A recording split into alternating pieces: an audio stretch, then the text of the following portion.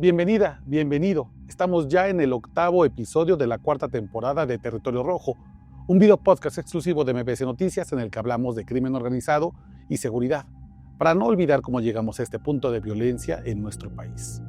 Soy Oscar Valderas, titular de la columna Nación Criminal, y en este 8º episodio hablaremos de una de las peores masacres del país. Y lamento muchísimo que un concepto como este haya perdido fuerza con el tiempo, porque México es un país en el que cada cierto tiempo, con una frecuencia terrible, se usa el concepto la peor masacre del país. Pero en aquel 2002, esto es cierto, el horror había alcanzado y rebasado una nueva frontera. Vamos a empezar. Territorio Rojo, con Oscar Valderas. 4ª temporada. Una llamada anónima llega a las 2 de la madrugada del 3 de mayo de 2012 a un cuartel militar a unos 35 kilómetros del oriente de Monterrey, la capital de Nuevo León. El denunciante anónimo da una coordenada exacta para que los soldados encuentren una pila de bolsas negras de basura y hurguen en ellas. Deben llegar hasta el kilómetro 47 más 200 de la carretera libre Monterrey-Reynosa en el entronque con la comunidad San Juan en Cadereyta.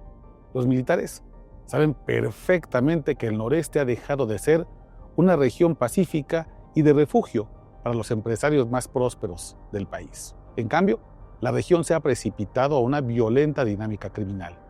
Por eso, van con cuidado hasta la ubicación que ha dado esa voz sin nombre y que parece prepararles para un hallazgo terrible. 9 meses antes, en Monterrey, Nuevo León, los Zetas quemaron el Casino Royal, con decenas de clientes adentro, en una de las avenidas más transitadas de la ciudad, y asesinaron a 52 personas. Y en abril del año pasado, en aquel entonces, en San Fernando, Tamaulipas, se hallaron al menos 196 restos de personas en 48 fosas clandestinas. Así que los militares intuyen lo que verán. Llegan cerca de las 3 de la mañana hasta la carretera y en el punto indicado, a un costado del camino, están esas bolsas negras prometidas. Adentro, encuentran lo que anticipaban desde que salieron del cuartel: restos humanos. Pero los cadáveres tienen una particularidad terrible. No tienen cabeza, tampoco brazos ni piernas. Solo son torsos que los peritos forenses cuentan uno a uno para hacer una sumatoria de las víctimas. Por los pechos se dan cuenta que se trata de 43 hombres y 6 mujeres. 49 personas asesinadas en total. Y a un costado, una manta del grupo criminal que reivindica el crimen, los temibles Zetas. Las autoridades en Nuevo León lanzan una primera hipótesis para semejante hazaña: que los asesinos han despojado de rostros, de huellas dactilares y de extremidades inferiores a las víctimas, para así dificultar su identificación. Quieren que sus nombres permanezcan anónimos, que nadie sepa quiénes eran en vida. Una estrategia de horror para deshumanizar a las víctimas. A ver, imaginen esto de nuevo. Es importante. 49 torsos. Esos somos como país del 2012. El año en que acaba el sexenio del presidente Felipe Calderón y le hereda la guerra contra el narco al presidente Enrique Peña Nieto.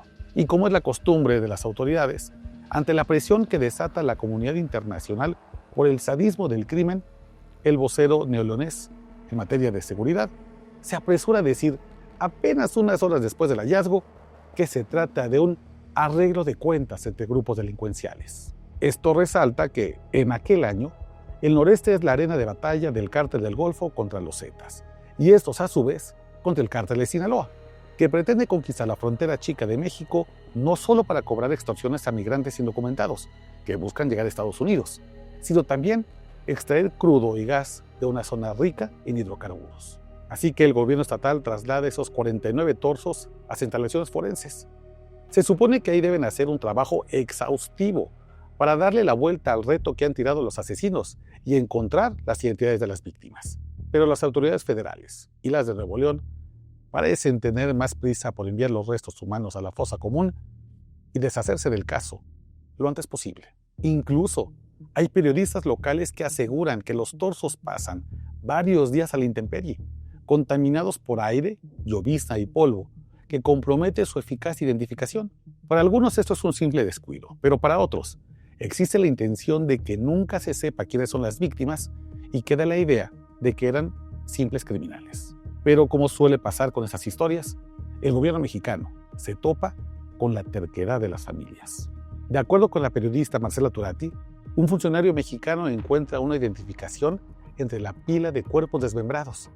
Está a nombre de un tal Fabricio Suazo Padilla, y en la credencial se establece el país de origen de ese migrante indocumentado, Honduras, así como un teléfono al cual llamar en caso de emergencia.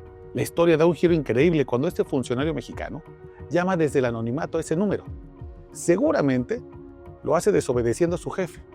Y del otro lado de la línea contesta la hermana de Fabricio Suazo, Norma, quien lleva semanas con una angustia instalada en el pecho, porque su hermano, que había salido en abril de la Comunidad de La Paz hacia Estados Unidos, no se ha comunicado con ellos. La última vez que ha llamado a la familia fue el 5 de mayo, 8 días antes del hallazgo de los torsos, cuando pidió que le enviaran dinero para ser liberado porque estaba secuestrado, a punto de llegar a Texas. Desde entonces, la familia no sabe nada de él ni de los demás migrantes indocumentados que habían salido juntos, algunos de ellos miembros incluso de la misma familia. Norma conecta entonces la masacre de Cadereyta, que ve por televisión, con la ausencia de su hermano, y pide ayuda a su prima Patricia, que es abogada, para hacer lo que ninguna persona con un ser querido desaparecido quiere hacer: renunciar a la idea de volver a verlo con vida y buscar en la morgue. Mamás, hermanas, esposas de esos migrantes hondureños acuden juntas a la embajada de su país y piden que les tomen muestras de sangre para que puedan ser cruzadas con los restos humanos que están por ser enviados a una fosa común a más de 1.900 kilómetros de Honduras, su casa. De múltiples muestras, solo una regresa a Honduras con una coincidencia genética. Uno de los torsos pertenece a uno de esos migrantes hondureños en caravana, Ever Betancourt. La noticia evidentemente duele en el alma a las familias hondureñas, porque significa que sus seres queridos sí se toparon con ese monstruo despiadado que es el crimen organizado mexicano. Pero también deja una duda que les carcome. Si los migrantes viajaron en caravana, es decir, iban juntos, ¿por qué solo uno está identificado? Algo debe estar mal, algo no cuadra. Las madres piensan lo obvio. Alguien en México no quiere reconocer que los asesinados son migrantes indocumentados. ¿Por qué entonces se deshace esa narrativa del ajuste de cuentas? Esa que apunta a que los muertos son criminales. Si las autoridades mexicanas terminan por confirmar que no son criminales, sino que son migrantes indocumentados, sin relación con actividades delictivas, entonces tienen que admitir que los muertos son inocentes y, por lo tanto, que no tienen control del territorio. Las autoridades tienen que aceptar que no saben hacer su trabajo, que también están pisoteados por el crimen organizado. Así que las madres se alistan para una larga batalla contra la burocracia mexicana, que está empeñada en dar carpetazo al crimen. Las mujeres hondureñas buscan a la Casa del Migrante de Saltillo, la Fundación para la Justicia, incluso el equipo argentino de antropología forense, y piden que les hagan más muestras de sangre y que se repitan los exámenes genéticos. Su intuición, su corazón les dice que los restos humanos en México son de sus tesoros y los quieren de vuelta en casa, como sea. Mientras tanto, el crimen organizado en México está jugando al gato y al ratón con las autoridades, que están aturdidas por la violencia. Los Zetas cuelgan mantas en puentes en San Luis Potosí, en Zacatecas, en Nuevo León y en Tamaulipas, deslindándose del crimen. Algo extraño, pues junto con los 49 torsos, los asesinos habían dejado un mensaje firmado por dos fundadores de los Zetas, Miguel Ángel Treviño Morales, el Z40, y Heriberto Lascano, el Z3. El llamado cártel de la última letra ahora dice que ellos no son los responsables. Es probable que hayan reculado porque han visto que el crimen se les ha salido de las manos y la prensa internacional le da seguimiento. Así que acusan que los verdaderos homicidas son sus rivales, el Cártel del Golfo. Y el ejército mexicano cae en la trampa y comienza una serie de detenciones de personas que nada tienen que ver con el crimen, los típicos chivos expiatorios. Tras forzar una y otra vez las líneas de investigación, el ejército, los soldados, se dan cuenta que siguen pistas falsas. Los Zetas sí son los artífices de la masacre. El subjefe operativo del Estado Mayor de la Secretaría de la Defensa Nacional admite que la masacre de Cadereyta fue ordenada por los Zetas. La lógica es simple y por lo tanto es atroz. El jefe de plaza de la última letra en Cadereyta, un tipo al que le dicen el loco, recibe la instrucción del Z40 y el Z3 de de interceptar migrantes, los que sean, sin importar su edad, su sexo, su parentesco o sus sueños. Y deben asesinarlos con ayuda de 30 sicarios. Todos esos secuestrados, reconoce, son inocentes, pero eso vale nada en aquellos años y en los años actuales. Luego, debe cortarle las cabezas, los brazos, las piernas, para impedir que sean identificados, y debe abandonar sus cuerpos en la plaza principal de Cadereyta. Y el loco, dentro de su irracionalidad, piensa que tirar 49 torsos frente a un palacio municipal es demasiado, incluso para los zetas. Así que decide abandonar los restos a la orilla de la carretera. Y el resto es historia. Las autoridades en México siguen en líos, como siempre, porque no saben cómo judicializar crímenes como este. Así que van, poco a poco, agarrando a quienes pueden, a quienes se dejan, con una esperanza casi religiosa en lograr alguna sentencia. Mientras tanto, las madres siguen amorosamente tercas. Piden que les regresen solo un torso, lo que sea, sin dejar de luchar. Es hasta que se cumplen 27 meses de lucha que los esfuerzos llegan a buen puerto. 8 féretros cerrados llegan a La Paz, Honduras, los primeros en lograr lo que parecía imposible: volver a casa, tener un entierro cerca de su familia. El viaje es pagado por el gobierno mexicano porque las familias hondureñas son demasiado pobres para costear la repatriación de los restos. Y porque, carajo, el Estado mexicano tiene que hacerse responsable de darle seguridad a cualquiera que ponga los pies en su territorio sin importar sus documentos migratorios. ¿Qué ha pasado desde entonces? Pues hasta este noviembre de 2024, solo 19 de las 49 víctimas mortales han sido identificadas. 16 han vuelto a sus países de origen, 12 son hondureños, 2 nicaragüenses y un guatemalteco, mientras que se ha logrado conocer la identidad de 4 víctimas mexicanas. Aún no se conoce quiénes son las 6 mujeres, ni siquiera una. Y en un hecho inédito que nos debería revolver el estómago, resulta que el expediente de la investigación está desaparecido.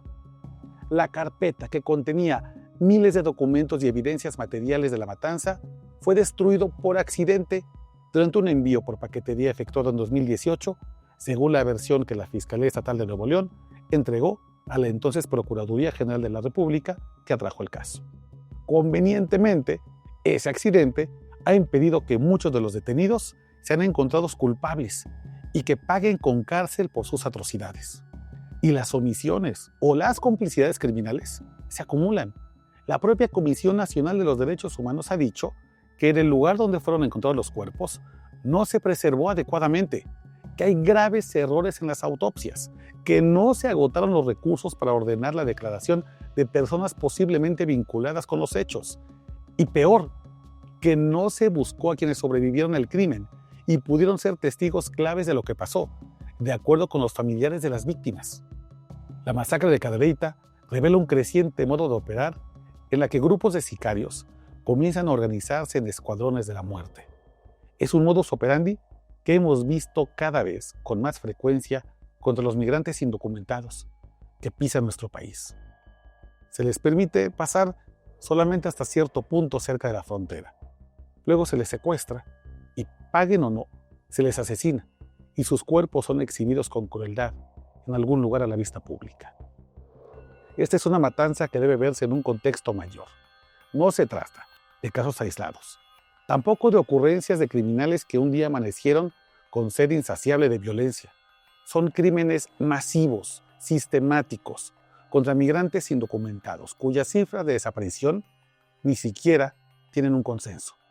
Algunos hablan de solo unos cientos viajeros desaparecidos, otros de una crisis que abarca a más de 35,000 desaparecidos, que a veces aparecen en fosas clandestinas, en casas de seguridad, o en este caso, a la orilla de una carretera.